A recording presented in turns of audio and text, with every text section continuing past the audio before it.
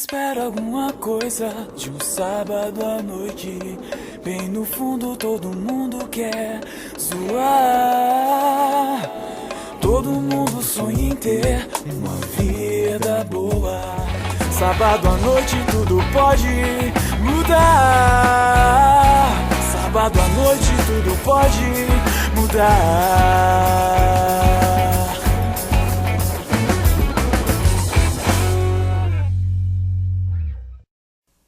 Amém? Vamos lá.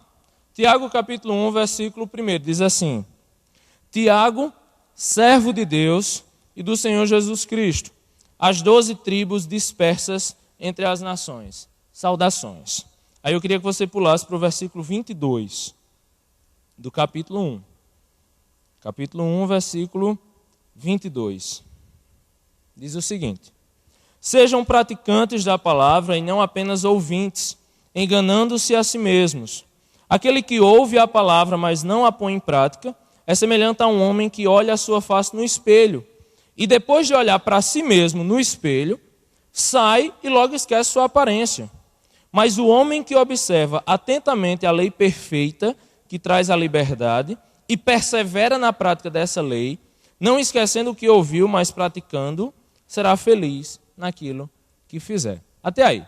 Gente, o texto começa falando uma carta de Paulo, começa dizendo o remetente dessa carta. E ele diz: Tiago, servo de Deus e de Jesus Cristo, as 12 tribos da dispersão. Quem é Tiago?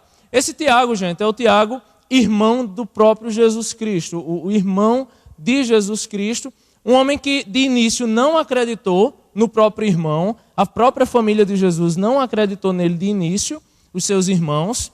Mas aí depois de um tempo, provavelmente após a ressurreição de Cristo, Tiago se converte.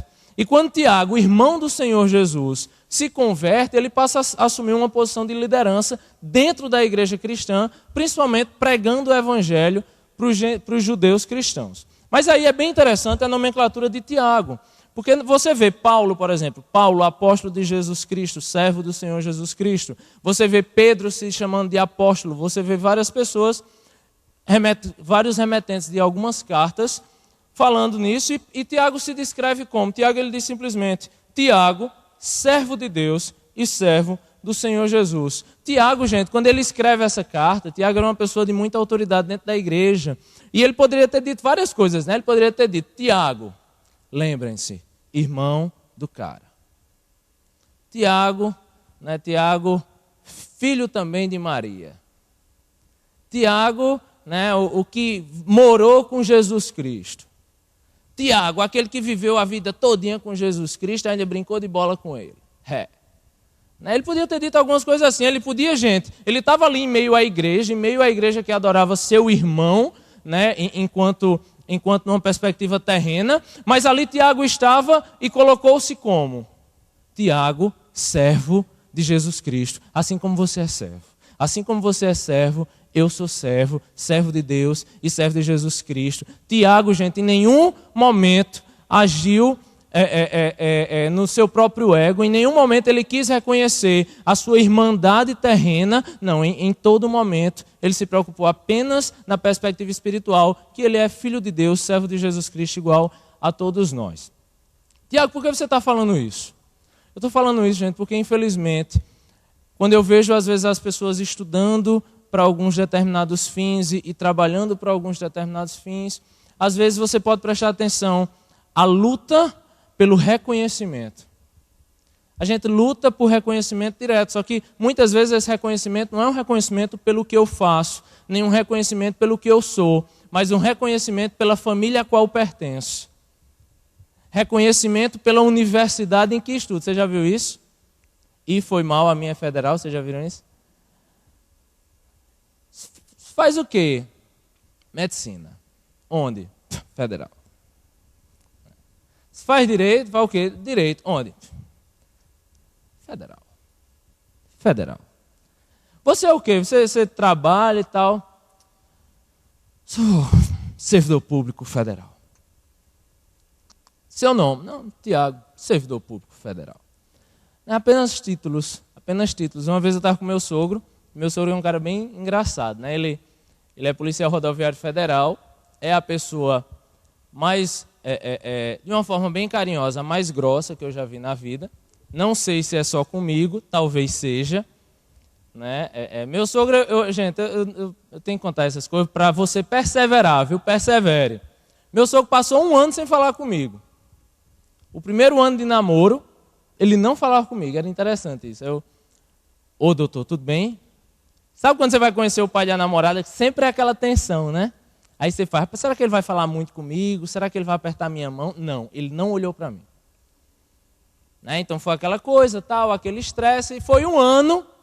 Depois que eu passei no vestibular, que ele fez, rapaz, eu acho que esse cabo aí vai querer casar com minha filha mesmo, ele começou a dizer oi para mim. E aí a gente tem nossa linda amizade, né? Oi, oi. Brincadeira, já melhorou. Também depois de 8 anos, se não melhorasse. Mas aí, gente, ele é engraçado, que uma vez eu fui comprar uma coisa com ele, e ele foi lá preencher aqueles cadastros, e ele estava com outro amigo. Aí ele fez, oi, senhor Dimas, tudo bem? Ele, tudo. É assim mesmo, ele só fala uma palavra, tudo. Nome, Dimas. Completo, senhor. Dimas Cândido, tal. Profissão, policial. Aí o amigo dele cutucou, né? Cara, que policial, cara? Tu é servidor público federal. Diz servidor público federal.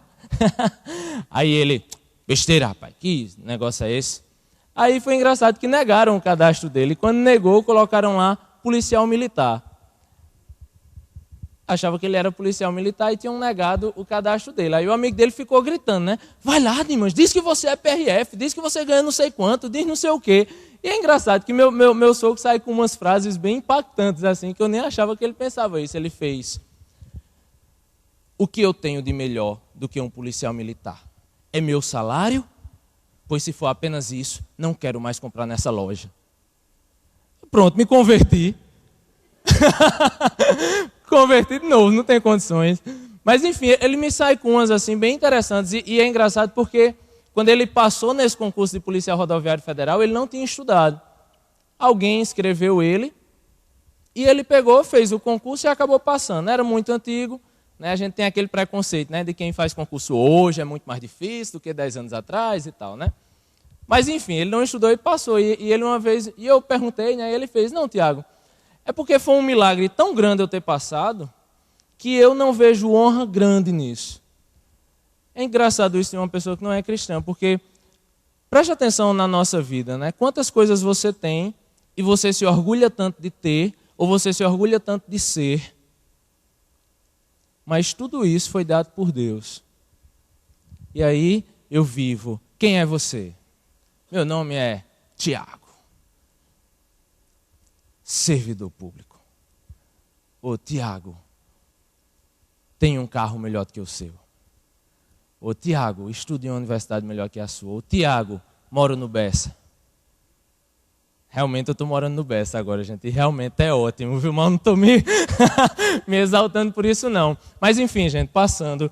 E é interessante isso. Ele fala, Tiago, servo de Deus, escravo de Jesus, gente, do mesmo jeito que todos nós somos. Porque sabe uma coisa? No fim, você pode ter dinheiro, você pode ter títulos, você pode ser mestre, você pode ser doutor, você pode ser o que for. Mas o que importa, o que vai importar para o resto da vida é isso aqui. Servo de Deus e de Jesus Cristo. É isso que vai trazer alguma significância para a nossa vida. E aí ele continua dizendo, as 12 tribos dispersas entre as nações. Tiago ele escreve esse livro, gente, para os judeus que se converteram provavelmente no dia de Pentecostes. Então eram judeus espalhados pelo mundo inteiro, no dia de Pentecostes vieram, se converteram, voltaram para as suas nações e Tiago escreve esse livro para esse pessoal. Né? E ele escreve esse livro com uma única perspectiva, gente, que é onde eu entro no radicalis, né? Que é onde eu já vou encerrando a mensagem. O radicalis é um projeto já feito nos Estados Unidos por Rick Warren. Só que o radicalis feito por Rick Warren não é um projeto de acampamento, é um projeto estilo Godstock mesmo. Então ele reúne de alguns meses em alguns meses, faz um show, tem algumas mensagens e tudo mais. Mas a mensagem que se prega com radicalis é a seguinte. Radicalis é em latim radical. E aí muitas vezes a gente acha, não, vou viver radical, né, e tal. Um evangelho radical é um evangelho onde eu volto para as minhas raízes. Um evangelho radical é um evangelho onde eu me apego naquilo que é a base da minha vida. Por que o livro de Tiago? Por que o livro de Tiago? O livro de Tiago, gente, ele não é um livro extremamente teológico. Se você for ler o livro de Romanos, ou se você for ler o livro de Gálatas e Efésios, você vai ver lá várias discussões teológicas sobre salvação, sobre justificação, enfim. Tiago, ele é um livro prático. Preste atenção nisso. Tiago, ele é um livro prático. Tiago, ele vai dizer coisas práticas. Ele vai falar sobre o linguarudo da igreja. Né? Tiago, ele vai falar sobre fé. Tiago, ele vai falar sobre perseverança. Tiago, ele vai falar sobre o que é religião. O que é a religião? O que é essa verdadeira religião? O que é cristianismo? Como é que os irmãos devem viver dentro da igreja? Ele vai falar de coisas práticas. Ele vai falar coisa do nosso dia a dia, coisas palpáveis. Né? E para mim, a base de todo o livro de Tiago, e é com ela que eu quero encerrar, a base de todo o livro de Tiago, o porquê de todo o livro de Tiago, o fundamento de todo o livro de Tiago, que é como eu quis iniciar hoje essa série, é o versículo 22. É o versículo 22. E eu queria ler para você do 22 ao 25 novamente. Que diz o seguinte: sejam praticantes da palavra e não apenas ouvintes, enganando-se a si mesmos. Aquele que ouve a palavra, mas não a põe em prática, é semelhante a um homem que olha a sua face num espelho, e depois de olhar para si mesmo, sai e logo esquece a sua aparência. Mas o homem que observa a lei atentamente, que observa atentamente a lei perfeita que traz a liberdade, e persevera na prática dessa lei, não esquecendo o que ouviu, mas praticando, será feliz naquilo que fizer. É interessante a forma como ele usa, a metáfora que ele usa do espelho. Né? E é uma coisa bem interessante, por isso eu trouxe um espelho. Estão vendo? Aí você vai dizer, meu Deus, que espelho chique. Gente, vocês pensaram isso? Não pensou? Você fez, meu amigo, olha o espelho. Não filmando assim tão perto, gente, que dá até vergonha. Isso aqui estava lá em casa, no chão. Isso foi uma coisa que a gente ganhou numa festinha, gente. Aí eu peguei, amor, eu preciso de um espelho. Tiro do banheiro, aí estava preso, eu trouxe esse. Mas não é nada, né? Enfim. E aí ele fala sobre o espelho. Vamos ver o que seria esse espelho. O espelho, à época, era um objeto feito de metal. Presta atenção, vou encerrar agora. A banda já pode subir. O espelho naquela época, gente, era feito de metal. Então, todo o espelho ficava em cima da mesa. Está entendendo? Em cima da mesa, em cima de mesas, né, dentro da casa, normalmente uma mesa apenas, tinha lá um espelho enorme feito de metal. E esse espelho era polido constantemente. Então, toda vez que eu me olhava no espelho, eu fazia que gesto, gente? Toda vez que eu me olhava no espelho, eu fazia o seguinte, né? Ia passando, vou para a festa, né? Arrumei, botei o gel. Aí chegava na mesa e fazia o quê? Olhava. Vou fazer por aqui, assim, para ficar mais baixinho para você. Estava aqui o espelho, aí eu fazia. Olhava, penteava o cabelo, tal, e saía. Aí Tiago, ele vai usar uma metáfora. Ele diz o seguinte, presta atenção. Aquele que ouve a palavra, mas não pratica, é semelhante àquele cara que se olha no espelho, sai, anda e esquece. Esquece daquilo que viu no espelho. O que significa isso, gente? Tiago, ele vai falar do seguinte. Tiago, ele vai dizer que aquelas pessoas que vêm para a igreja, sentam no banco. Aí qual é o gesto? O gesto é simples, né? Você chega, do jeito que você está aí agora, sentou no banco, ouviu a mensagem com aquela cara de tristeza. Aleluia. Aí depois tem a hora do louvor, né? Aí você se levantou.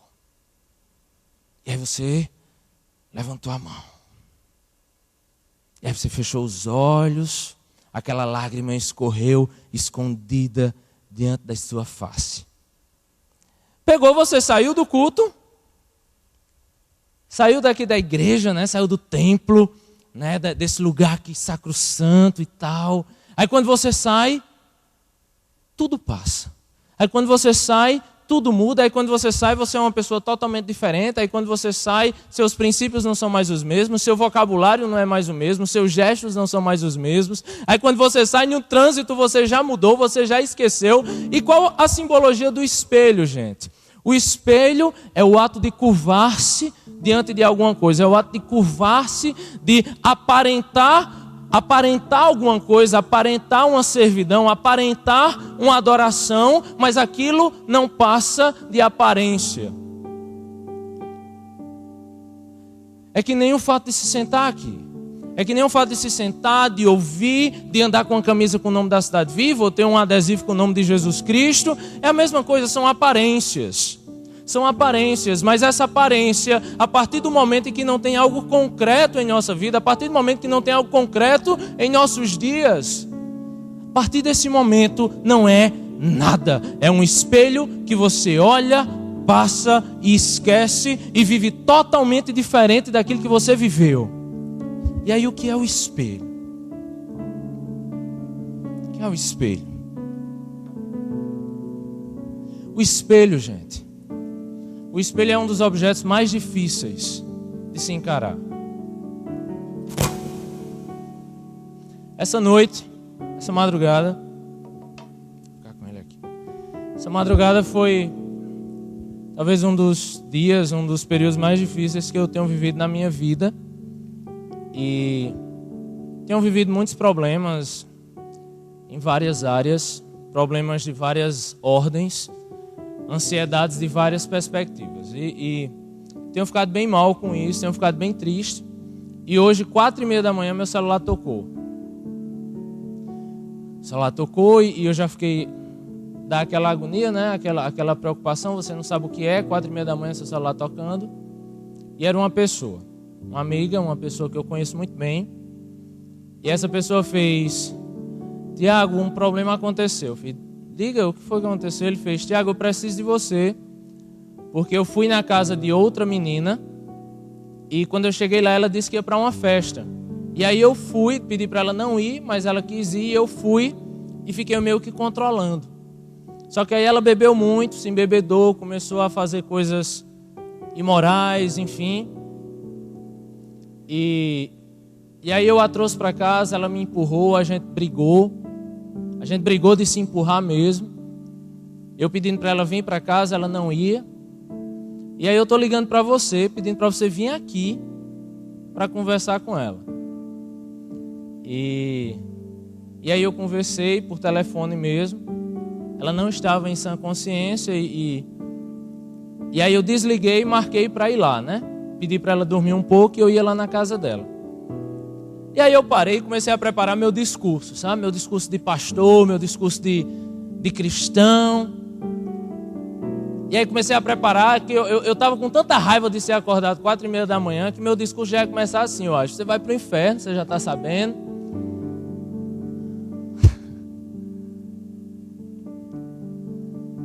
E eu comecei a preparar toda a minha lógica de raciocínio, e na minha lógica de raciocínio dizia algo do tipo: você está triste porque você esqueceu da sua base, você esqueceu da sua razão de viver, você está decepcionado e está bebendo porque você está vivendo totalmente fora da sua raiz, está vivendo totalmente fora dos propósitos de Deus na sua vida, você está triste, você não é feliz porque você está ansiosa, porque você está com tudo isso. E quando eu estava no auge do meu argumento, ali na cama, sem conseguir dormir, aí eu me olhei para o espelho. E o espelho é intrigante, gente. O espelho é intrigante, sabe por quê? Porque a gente vive uma vida de aparência. A gente vive uma vida de aparência. Eu estava na minha conexão agora.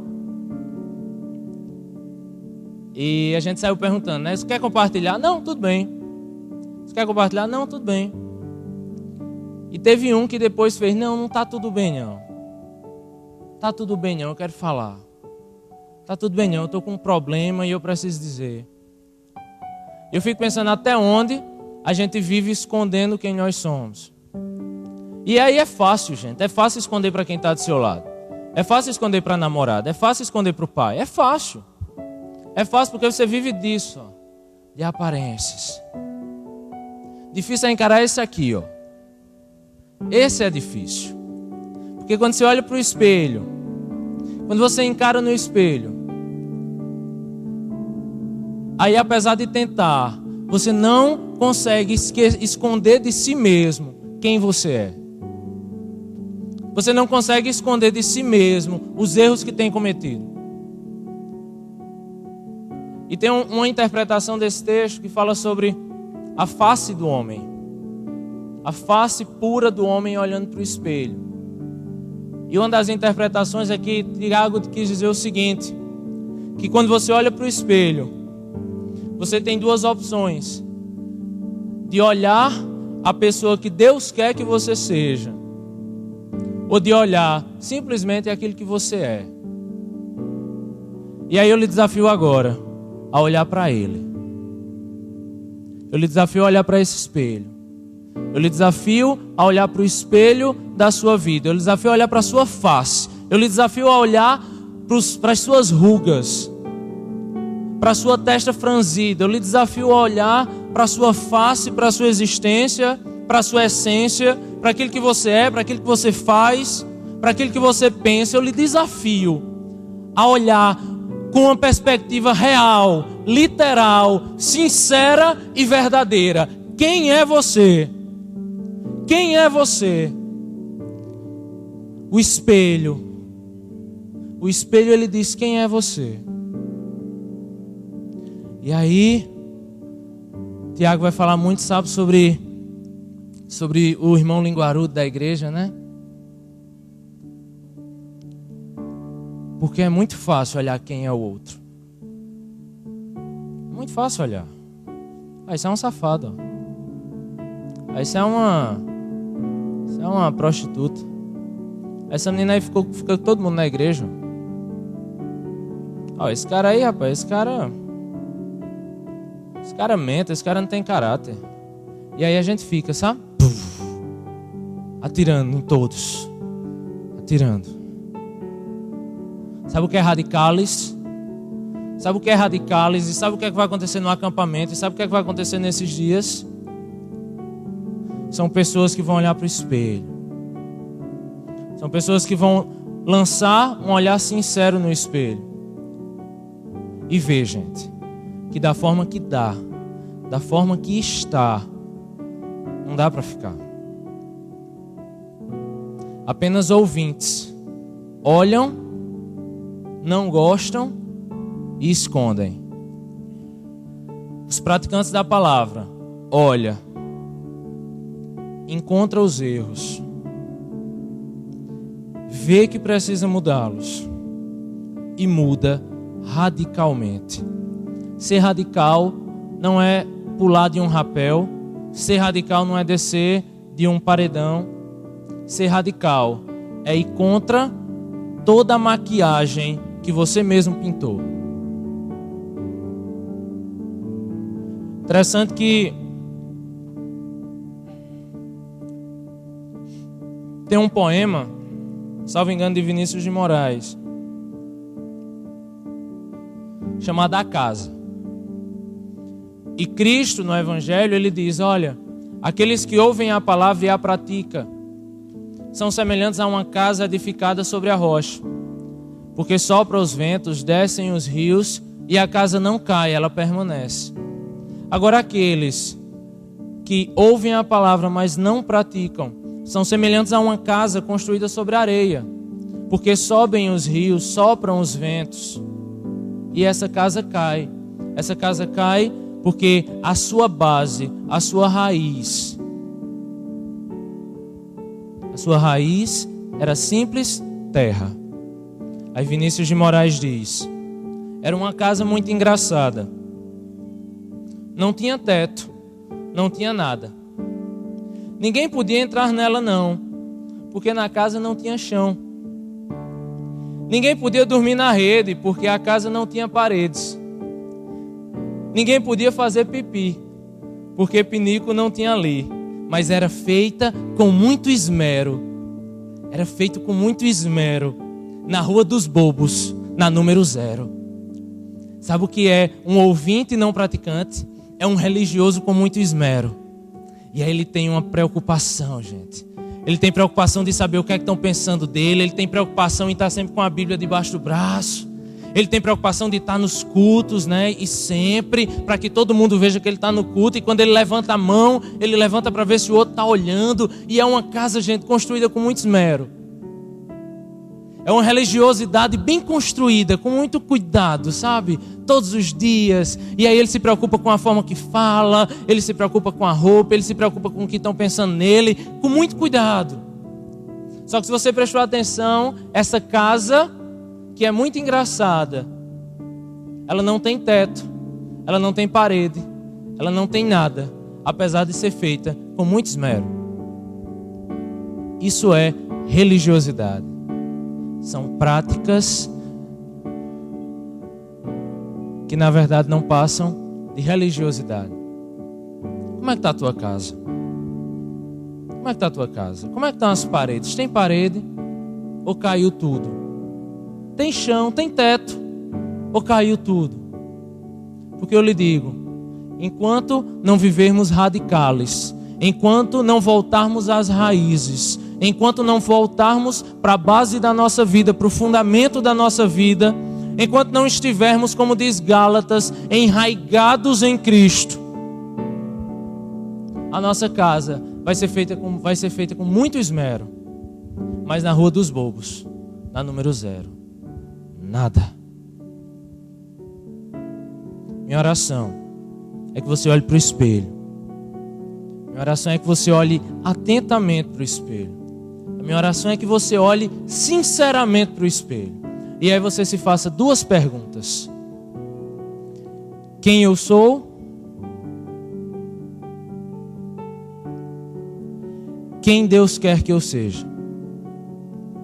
Para encerrar, olhe para o espelho. Você é aquilo que Deus quer? Se não, o que falta?